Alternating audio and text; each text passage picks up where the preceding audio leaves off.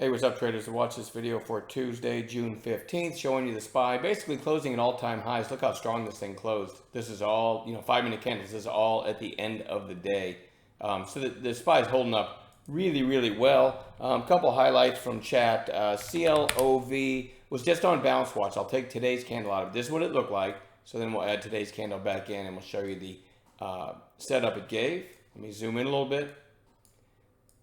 So this is just it's not an afternoon. It's kind of a midday, but it's a high of day break, right? It went kind of sideways for most of the morning, and the early high was 1481.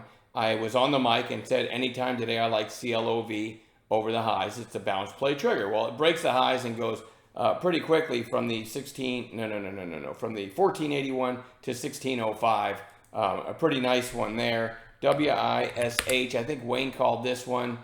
Also on bounce watch, right? He called this one over the highs, which also happens to be a half number inflection point. Yesterday's high not far above, and that one worked out pretty well too. There it is on 15-minute candles, so there was the trigger. So from 1050, it went to 1192. A really nice call by Wayne. And what else? I had one more highlight. NOVN, Keith R. This thing, let's go to fives. This thing just rips. Well, before it ripped, actually, it was holding up pretty well. And here's Friday's high, right? So then it gaps up, kind of chopping around. And Keith pointed this out as a 5-minute buy setup. He does this a lot on something that's strong with catalysts above. I didn't take this, but I brought it up on a chart when he pointed it out, right? It would have been 1648 over this candle with the high of day above. But when I looked at it, I thought, I love this over 17, right? Anyway, there's the 5-minute trigger, and there's the 17 rip. I forgot to put it on a chart. I looked at it. I had it on my main chart when Keith pointed it out, right? And he took the 5-minute buy setup. I remember thinking, I'm going to take this over 17, and then I never had it in front of me, so it just did that without me. But anyway, great post by Keith. So there's a few highlights from today. What are we watching for tomorrow? VXRT had the big pop Friday. Today, kind of a quiet inside day, just looking for a third day play. RMED, I don't love this.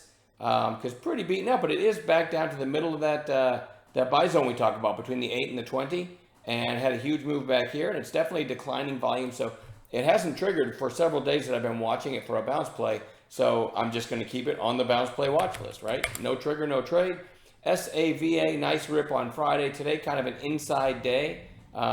Certainly looks interesting over today's high, or maybe over that whole number 80 tomorrow, so we're going to watch that one. RAPT. Huge rip today. I said I love this over 42 and after hours, and then they did an offering, which was enough to keep me from messing with it, and then it broke 42. I didn't have after hours on here, sorry, but right now as I'm talking, it's trading at 49.21.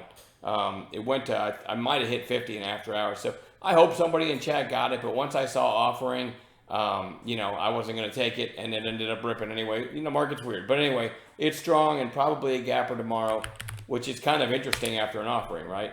NOVN, already talked about the call that Keith R made today. It closed well off its highs, but it's also super strong lately. So as a day trader, we're going to watch that one. EYES is kind of a quiet type of play. Had a pop back here to 732. Right here, it hit 732. Today it actually broke that at 743, but it feels like it's building to the upside, so we're going to watch that one. I prefer to trade stuff that is in play, and I don't know if I would call eyes in play.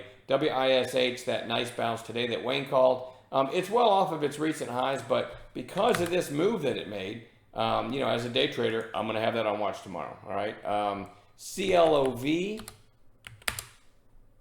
Again, it's kind of interesting, but it closed well off its highs today. Topped out at 1605. Friday's high just above that at 1626. Certainly interesting through 16 tomorrow, knowing you got a couple potential catalysts just above. And this thing, as you can see, makes some decent intraday moves lately. So we're going to watch that one. YRD, kind of a sleeper pick, but had this pop. This would have been what?